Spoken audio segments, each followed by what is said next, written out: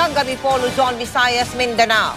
Nakababahala na ang sunod-sunod na reklamo ng pang-aabuso sa mga overseas Filipino worker sa ilang bahagi ng Middle East.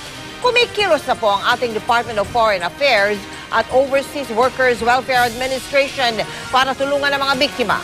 Kabilang sa kanila isang Pinay na nagang rape sa loob mismo ng kanyang bahay. Dalawang Kuwaiti police at dalawang iba pa. Nakatutok si John Consulta. Umiiyak po ako. Paano po ako makakapanlaban? Hindi ko po alam gagawin ko nung time. Dahil natatakot naman po ako na ako saktan nila. Ito ang pahayag ng OFW sa Kuwait na biktima umano ng gang rape sa loob mismo ng kanyang bahay. Ang mga salarin, dalawang Kuwaiti police at dalawang iba pa na tauhan ng police station na sumalakay sa kanyang bahay. Alam na raw ng OWA ang pangyayaring ito, kaya agad daw silang kumilos para tulungan ang OFW.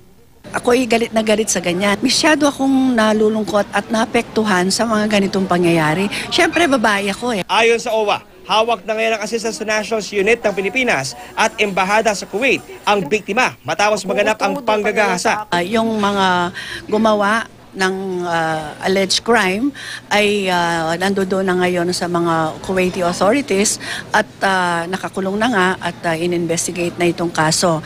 Ang ating welfare officer ay handang magbigay ng stress debriefing or psychosocial counseling dito sa ating OFW at tinitignan, minomonitor kung ano yung kanyang kondisyon. Sabi ng DFA, may abogado na raw para sa biktimang OFW at desidido raw itong ituloy ang kaso. Binalangkas na ng OWA ang mga pagbabagong dapat ipatupad sa gitna ng sunod-sunod na pang-aabuso sa mga OFW. Isa sa mga balak ang pagpapadala ng mga babaeng welfare officer sa Saudi Arabia. Mas madaling makarelate sa kapwa babae.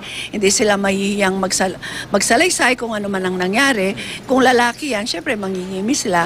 Paalala naman ng OWA sa mga didokumentadong OFW sa Saudi Arabia, magtungo na agad sa mga embahada para makapagpalista at mapauwi sa bansa. Sa July 3 magtatapos ang palugit ng gobyerno ng Saudi Arabia bago simulan ang malawakang crackdown sa mga undocumented workers. Pagpa-register na kayo sa ating konsulado or sa ating embassy na para kayo ay makuha na ng ticket at mayuwi na kayo.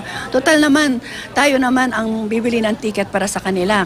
John Consulta, nakatutok, 24 oras.